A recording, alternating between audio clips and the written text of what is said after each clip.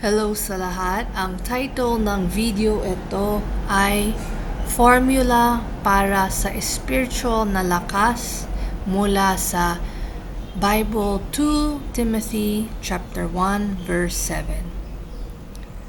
So upang magkaroon ng spiritual ng lakas, narito ang formula na nabigay sa akin ni Holy Spirit Mother God para lumakas tayo sa spiritual at matapang para ma-fight natin and overcome lahat ng mga masama sa buhay natin, most especially ang mga demonyo na oppress tayo that are stopping us para pumasok tayo sa langit. Ayaw nilang pumasok tayo sa langit at magsisi sa lahat ng kasalanan natin. Kasi sila din, hindi sila pupunta sa langit. So, yun ang goal nila. So, number 1, kailangan mong maranasan ang mga pagsubok, hirap, at problema at hamon na susubok sa iyong faith at sa iyong pagiging masunurin sa pagpapasailalim sa Panginoon ni Jesus Christ. Number 2, kailangan palaguin ang iyong faith. So, paano yun? Una, basahin ang Bible. Pag-aralan, unawain, kilalanin ang salita ng Diyos at patapos gawin ito araw-araw. Number 3, pagkatapos susubukin ka sa lahat ng uri ng tukso upang makita kung tunay kang nagsisisi sa iyong mga kasalanan. Kapag napagtagumpayan mo ang pagsubok, na ipakita mo na ang bunga ng pagsisisi na nagpapahintulot kay Jesus Christ, na patawarin ka at bigyan ka ng bagong buhay. So, pretty much kailangan tayong ma-experience ng mga trials, problema. So, huwag kayo matakot, huwag kayo magpanik kung meron kayong problema sa buhay or na experience nyo parating mga tukso at problema that hindi na uubos. Diba?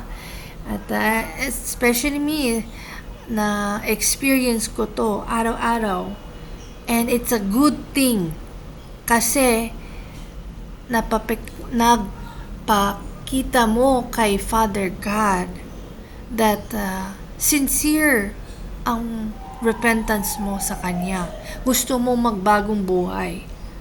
So if talagang sincere ka, magbagong buhay, repent, kailangan maranasan mo ang pagsubok at mga test, trials. Kasi paano malaman ni Father God that totoo ang puso mo, na mahal mo siya talaga, ayaw mo yung mga kasalanan mo. At the same time, yung si Satan, siya nagtetest sa atin din. Kasi hindi siya naniniwala that ayaw natin ng mga kasalanan natin. You know? So, gusto niya pakita kay Father God that tali pa rin tayo sa kasalanan natin and ayaw natin magbagong buhay.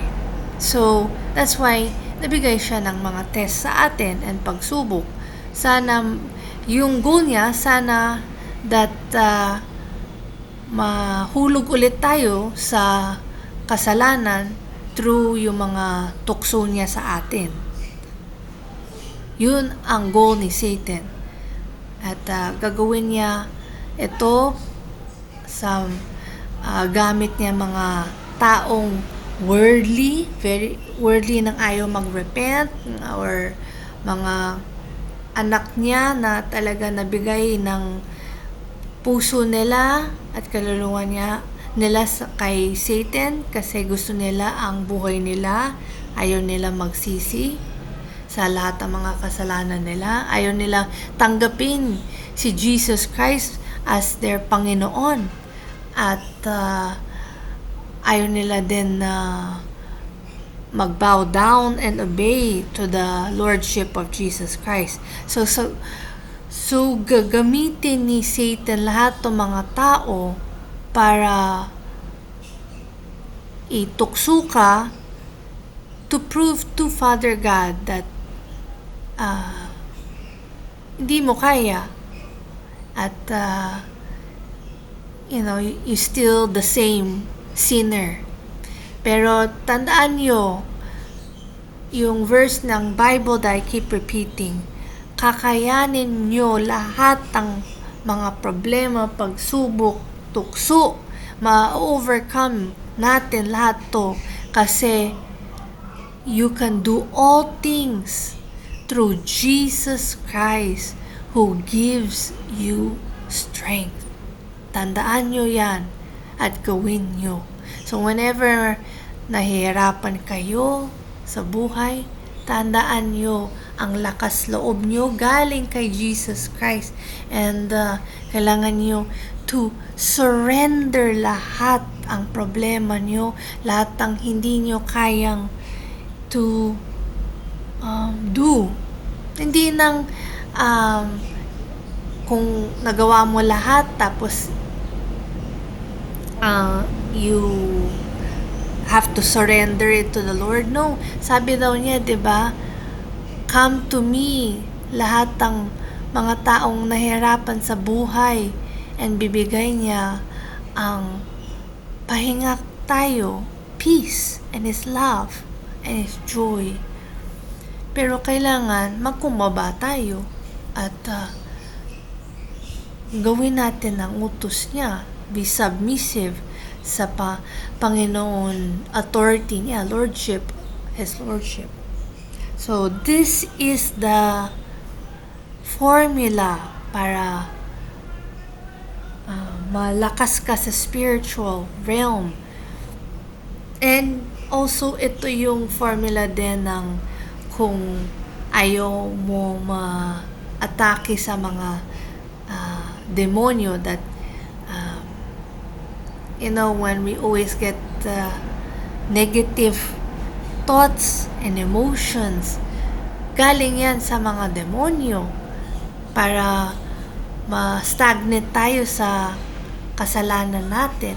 So then, when mangyari yun, hindi ka pwede or wala kang desire to repent.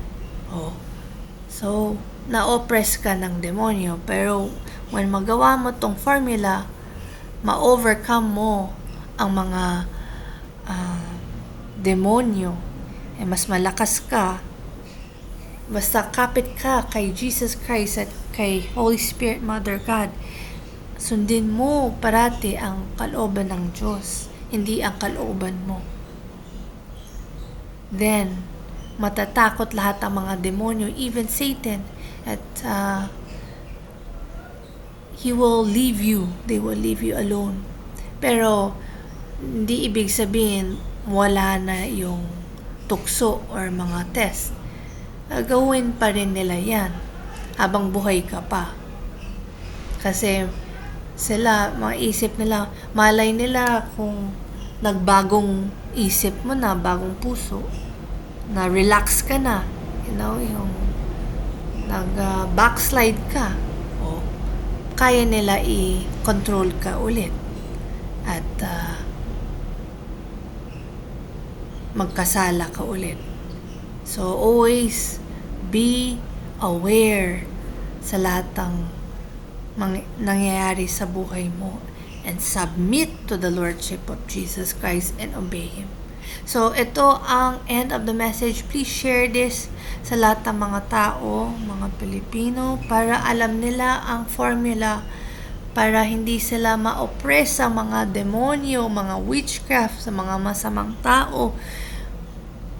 Gawin nyo to, you will have a joyful and peaceful life parate. Mawala lahat ng fears, worry, doubt kay Father God.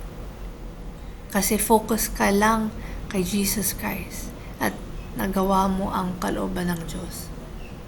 So, this is the end of the video. May Jesus Christ bless you.